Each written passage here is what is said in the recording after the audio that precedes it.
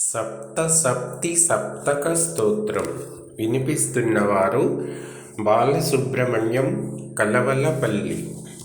ధ్వాంతదంతి కేసరీ హిరణ్యకాంతి భాసురః కోటిరశ్మిభూషితః తమోహరో అమితద్యుతిః వాసరేశ్వరో దివాకరః ప్రభాకరः ఖగో భాస్కరः సదైవ పాతు మాం విభావసూరవిః.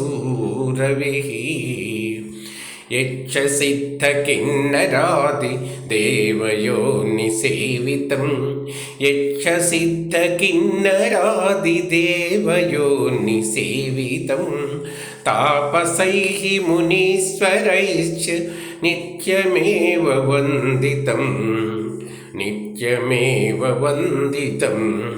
తప్తకాంచనాభం అర్కమాదిదైవతం తప్తకాంచనాభమర్కమాదిదైవతం రవిం విశ్వచక్షుషం నమామి సాదరం మహాద్యుతిం.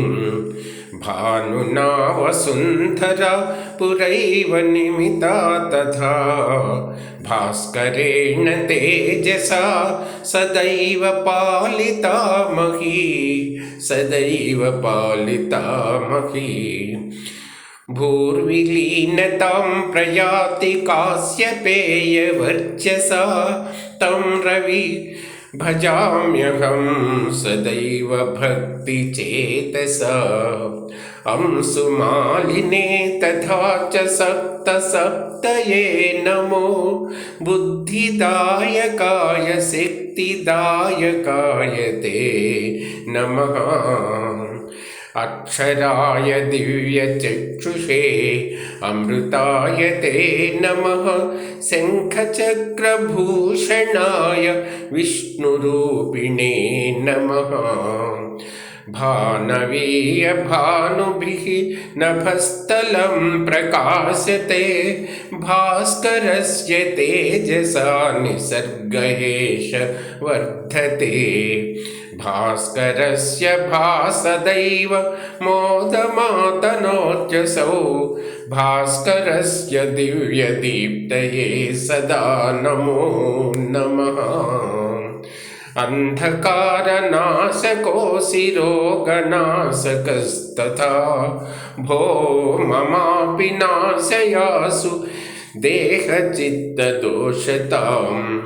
పాపదుఃఖదైన్యహారిణం నమామి భాస్కరం శక్తిధైర్యబుద్ధిమోదదాయకాయ తే నమః. భాస్కరం దయార్ణవం మరీచిం అంతమీశ్వరం మరీచిమంతమీశ్వరం. లోకరక్షణాయ నిత్యముద్యతం తమోహరం లోకరక్షణాయ నిత్యముద్యతం తమోహరం. చక్రవాకయుగ్మయోగకారిణం జగత్పతిం పద్మినీముఖారవింద పద్మినీముఖారవిందకాంతివర్ధనం భజే. సప్తసప్తి సప్తకం సదైవ యః పఠేన్నరో భక్తియుక్తచేతసా హృది స్మరన్ దివాకరం. భక్తియుక్తచేతసా హృది స్మరన్ దివాకరం హృది స్మరన్ దివాకరం. అజ్ఞతాతమో వినాశ్య తస్య వాసరేశ్వరో నీరుజం తథా చ తం కరోత్యసౌ రవిః సదా.